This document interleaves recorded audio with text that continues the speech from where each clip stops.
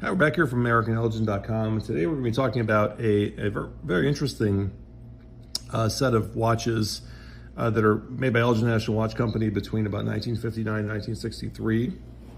They're 27 jewel self-winding automatic watches. They're made in the United States at Elgin's famous old main plant in Elgin, Illinois, and they are part of a series of watches Elgin made that collectively are the only American, or widely considered to be the only American, designed and made automatic watches ever.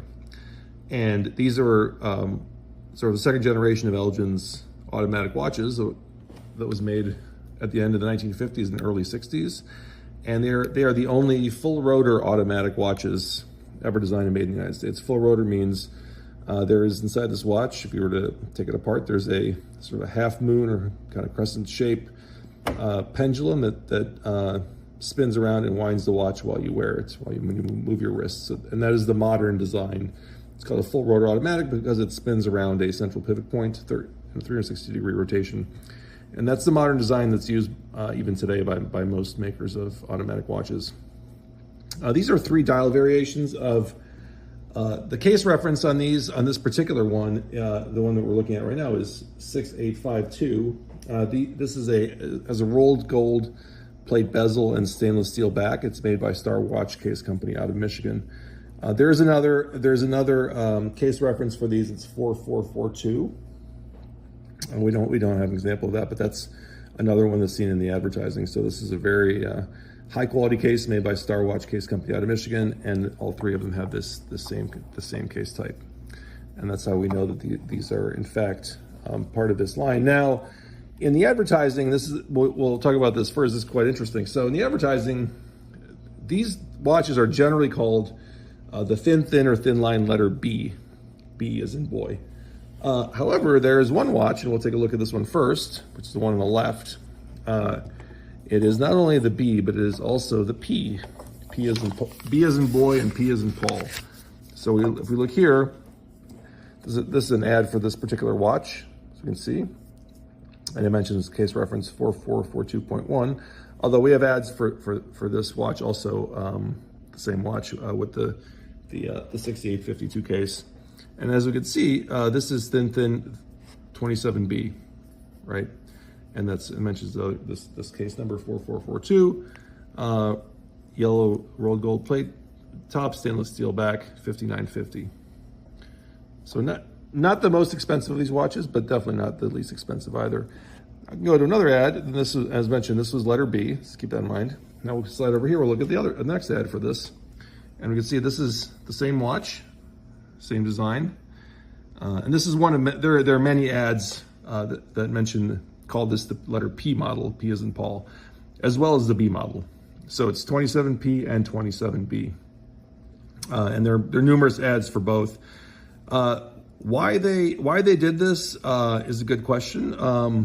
As a P model, it appears to be the only P model of its type, meaning there are no other dial variations of this which are called P. So what may have happened, I suspect what happened is, we talked about earlier that these were all considered the B models, letter B. And it may be that Elgin said, and this particular one here is a strong seller. We do see a fair amount of these in the market. So this one sold pretty well. It may be that Elgin just decided to give it its own letter instead of having it be buried among three different watches that were all called the B models.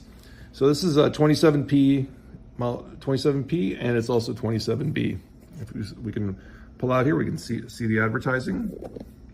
Take a look at the advertising here. We'll see how this looks. Yep, it's a little bit of both, 27B and 27B. Now we'll take a look at the other two watches here in this line, and these also both have ads. They were the same price.